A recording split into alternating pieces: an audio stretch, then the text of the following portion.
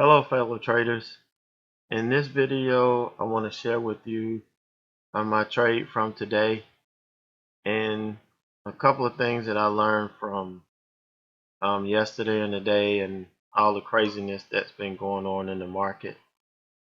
I guess the first thing, yesterday I kind of got caught up in the hype. Listening to the news, the people on the news and saying you need to be careful and you don't need to trade, you need to get out of your positions and all of that. But it didn't dawn on me until today that most of those guys are investors and we're day traders, and they're looking at the market a little bit different than we are. Because as day traders, we should be able to take advantage of any type of volatility in the market. It's just a matter of knowing how to trade it. So, yesterday I still think I did the right thing by just sitting back and watching. So now I know what to look for. One of the things that I did notice between yesterday and today, just about every ticker that was hitting my VWAP scan had a wide range, and it was just taking off and just making some wild moves. And really, I could have made a ton of money Monday, had I really had known what to expect. But just to give you an example, you can look at SCTY. You can see the huge move, that it made off the VWAP. This huge move, and then it came back and it made a secondary move. And I sat back and watched this ticker yesterday make all of these moves. I didn't trade it, and I really could have. This could have been a killer day for me. But I just sat back and watched it, and you can see today, then the volatility just wasn't there. The moves in this ticker, it just didn't take off. And you can look at, let's see, a couple of these tickers. You can see the moves it made out of the gates in the morning. Look at this one. This one as well. Yesterday was just a very volatile day. You could have made, a ton of money before 10 o'clock and, really just took off. But like I said, now next time I'll know what to look for, and I'll know how to trade these tickers. But today, my only trade was on CLDX.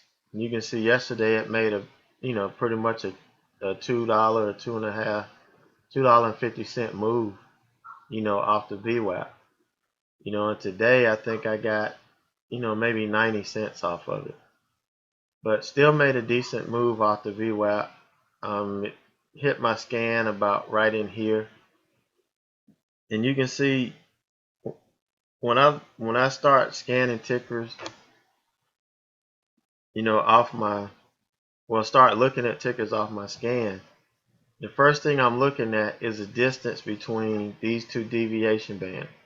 This is the lower deviation band, and that's the upper off the VWAP. So the first thing I'm looking for is how far are these apart? What kind of range is this ticker going to trade in? Because most of the time, the ticker is going to trade within, these bands. Now, every now and then, like right here, you got one to move out, and you got it, to move out here. But for the most part, they're going to trade within that band. You can look at SCTY yesterday. Look how wide the band was. It stayed within it. And then today, look how narrow it is. You don't have the volatility. There's not enough room in here to really make any money. So I was noticing that today. But because this broke out over this upper deviation band, that's why I took it long. Usually it did that. It's a sign of strength. The 9 was moving up. The 20 was moving up. Everything was trending up. So I felt it was a good safe trade. Plus, if it failed, the 9 was right there. I was only risking a couple cents.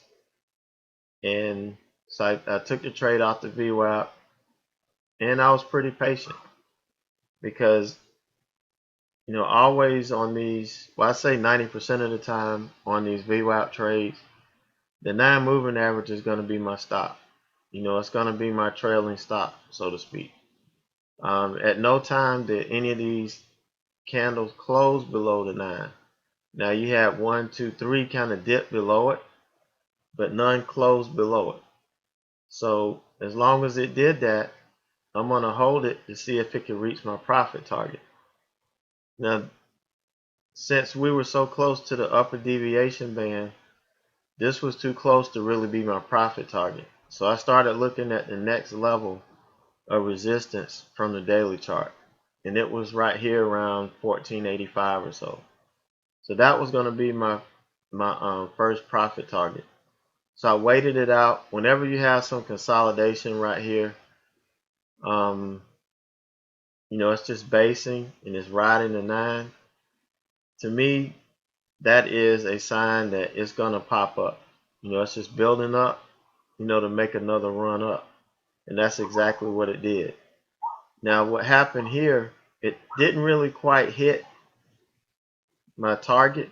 It came within a few cents, and a lot of times, that's all it's going to do. But I was holding it. I wanted to see what it was going to do. I just happened to glance at the level 2 when this candle opened, and I saw that the bid price was higher than the ask price. And whenever I see that, that tells me that you're going to have a sharp sell-off, or 9 times out of 10 that's what's going to happen, unless somebody's faking. And a lot of times they do head fake you in level 2, which is why I don't really pay that much attention to it now.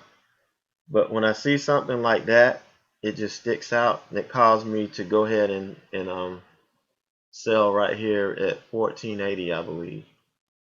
So that was a real good trade. It took a lot of patience, but as long as the trade is working, I'm going to keep it on. And I didn't really see much else out there worth trading. So I kept this on. I got about 90 cents, somewhere in there, maybe a little bit more. I can't remember right offhand. And then I started looking at, okay, these I almost thought it was going to base here and ride on top of the 20 and then make another push to break this, but it didn't.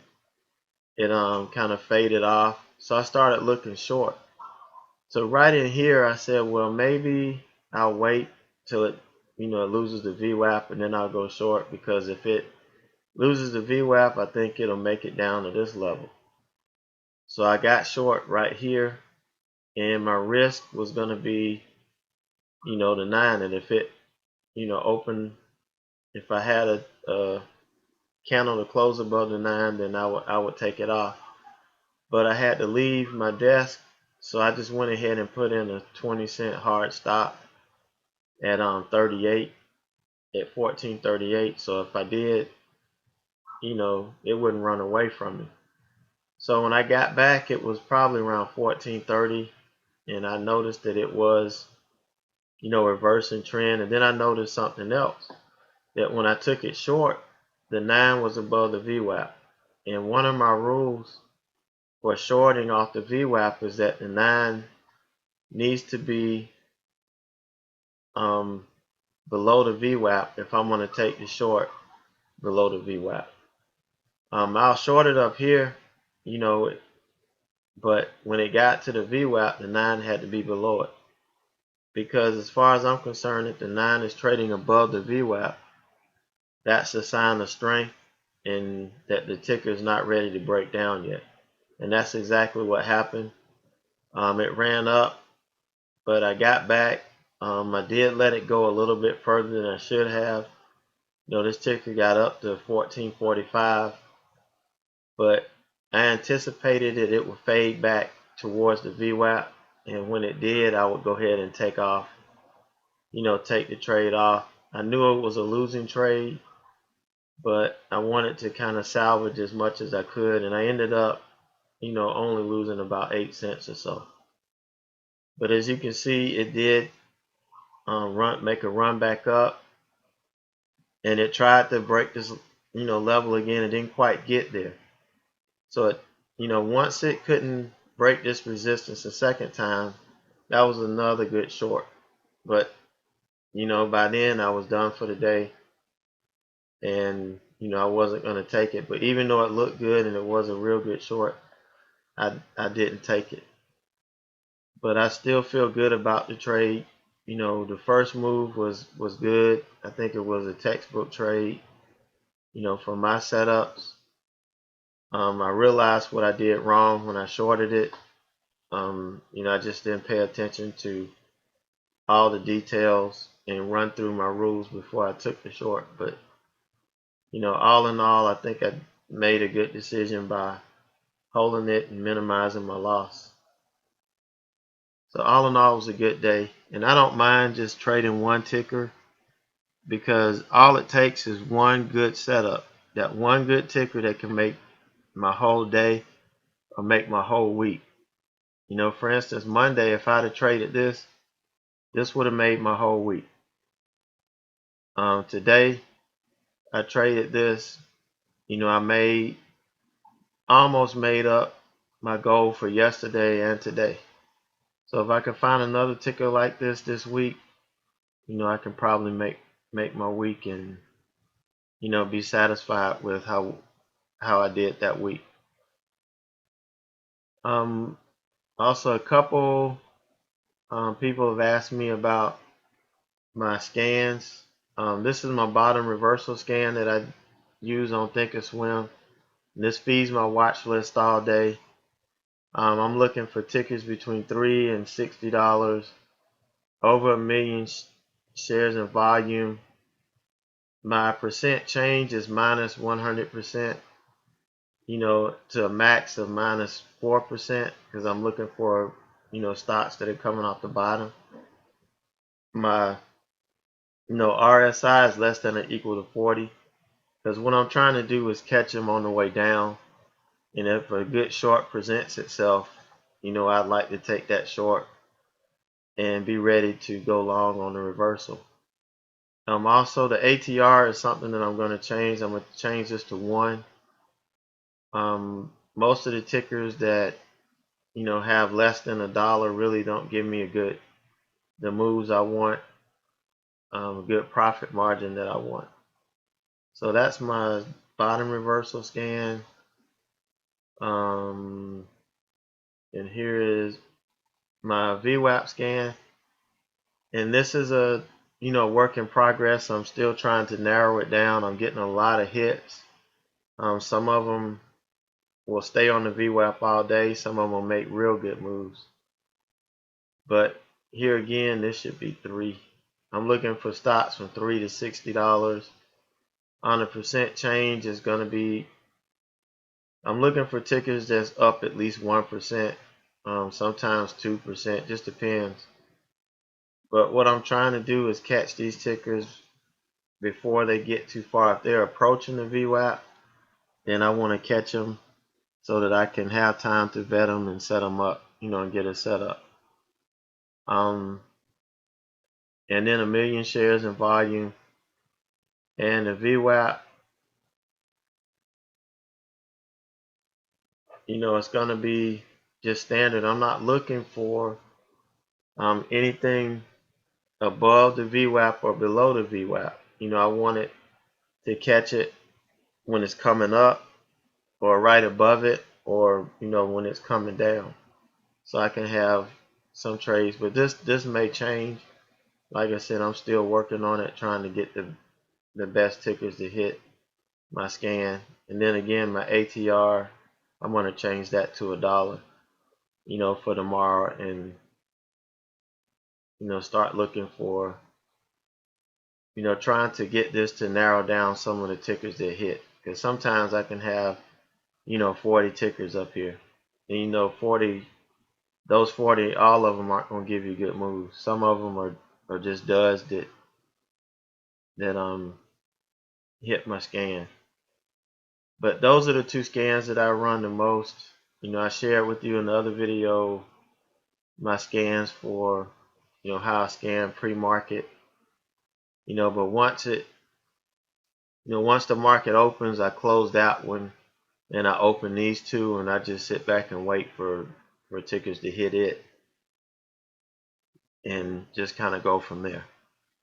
If you have any questions that you want to ask me, all you need to do, you can, this is my blog address. You can email me at averagejoetrader@gmail.com, or you can catch me on Twitter. But if you have any questions or any comments, anything that you're willing to share with me that can help me out, please feel free to contact me anytime. All right, that's enough for now. Until the next time, everybody, happy trading and stay green.